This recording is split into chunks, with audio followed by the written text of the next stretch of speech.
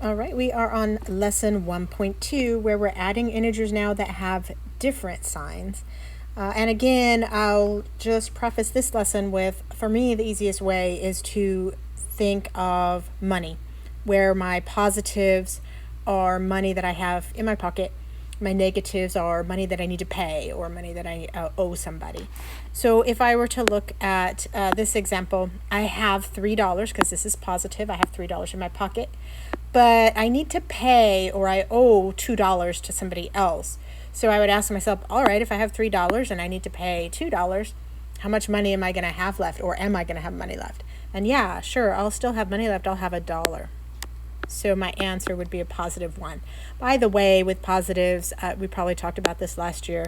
If we don't put a sign in front of it, everybody assumes it's a positive. If it's a negative, of course, we need to put the sign. But if it's a positive, we can leave the sign off and everybody still knows, yeah, that's a positive number. Another example would be a -7 plus 5. So think about it like money again. I owe $7 to Jay. And I have $5 sitting in my pocket.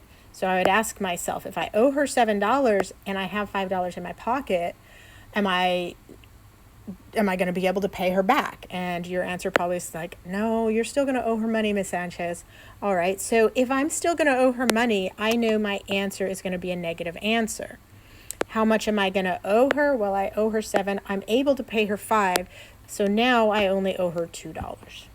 So for me, thinking in terms of money for positives and negatives helps my brain do the addition with integers easily, but maybe that doesn't work for you. So let me show you another way. So maybe a number line is something that helps your brain click this into place. So we'll use the same examples that we did before. +3 plus a -2. And so on my number line, I'm going to start at this first number here, the +3, right here. And then I am going to move from that spot in a negative direction, which would be to the left, by 2 places. So -2 in that direction. So that would be 1, 2 spots. And that brings me to a +1. So a +3 plus a -2 equals a +1. Again, in that money scenario, if you have $3 in your pocket and you owe 2 to somebody, you're still going to have $1 left after you pay them.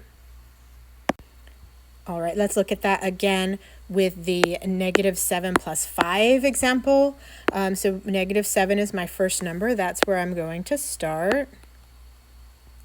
From there, I'm going to move in the positive direction. No symbol in front of it, right? Or we can just count that as the positive symbol. Positive direction, 5 places. Positive directions to the right. I'm going 5 places.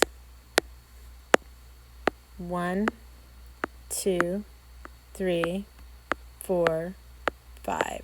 And that will leave me waiting at -2. Again, just with that money scenario, just to double check it, I owe $7 to Jadalyn. I have $5 in my pocket. I'll be able to pay her back the 5, but I'm still going to owe her $2. Okay, and if the money scenario or the number line scenario isn't helping your brain click, maybe the counters, the little coin, flippy yellow, red-sided coins will help. Maybe that's the way your brain likes to envision things. So I'll remind you that the yellow side is going to be representing the positive ones. The red side is going to be representing the negative ones. And something I want to add in here is that something called 0 pairs.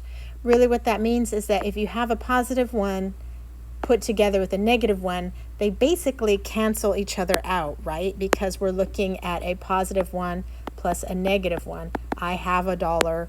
I owe $1. I've got nothing left. I pay it back. I have nothing left. So they always equal to 0.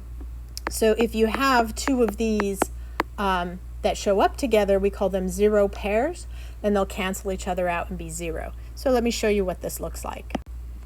All right, so using the same example that we did earlier, We have 3. We're adding negative 2. We already know by now after the previous examples that our answer is going to be a positive 1 or just 1. But let's see it in the counter coin thingy example. So I've placed 3 positives to represent this positive 3. I've placed 2 negatives to represent this negative 2. And going back to our 0 pairs here, if you have one of each, they cancel each other out because 1 plus negative 1 is going to equal 0, right? So I'm going to go ahead and say, well, that's a 0 pair that cancels out. So they're gone. They're nothing. That's a 0 pair that cancel each other out. They're gone. They're nothing. And so all that leaves me with left is a positive 1. So a positive 3 plus a negative 2 is going to equal positive 1, or just 1. And let's look at another example using the same method. So we're looking at a negative 6 plus 3. That's going to be a positive 3, right? So I put down negative 6 coins, and then I also put the positive 3 coins.